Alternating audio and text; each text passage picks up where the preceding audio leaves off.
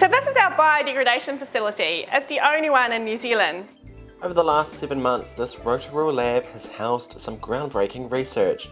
Researchers are comparing how wool and synthetic fibres break down in a joint project between Ag Research and Scion. What we believe is that because the wool fibres are made from bioresources or natural, then they will degrade faster than the synthetic fibres. The specialist equipment tests the materials by measuring the amount of CO2 which is released, and so far the trial shows wool breaks down more quickly than its synthetic counterparts. Natural fibres are actually eaten by microbes.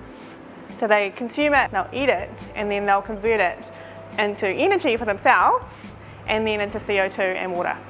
Synthetic fibres are cheaper. That's why they've been so successful, and that's why they're used so often around the world. But more so nowadays, consumers are making purchasing decisions based on both economic reasons and sustainable reasons. This is where these kind of natural fibres, or the results of the study, could help to support natural fibres like wool to convince consumers to buy those sorts of products. A recent study found that 35% of microplastics in our oceans come from synthetic clothing, sparking a renewed interest in using natural fibres.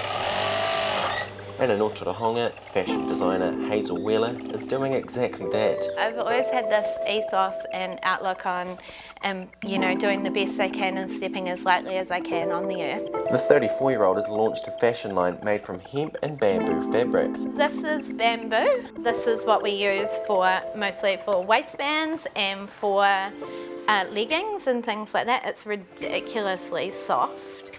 This is the hemp here, so it's a bit thicker, and we make the hoods in the hemp as well because it gives it a bit more, just a bit more body to the hood. The fabrics are all sourced and manufactured under strict regulations in China. Ideally, I would love to have it made here, but I haven't found it here yet.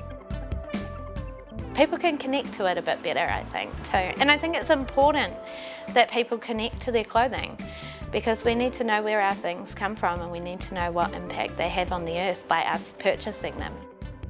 Hunter Calder, Local Focus.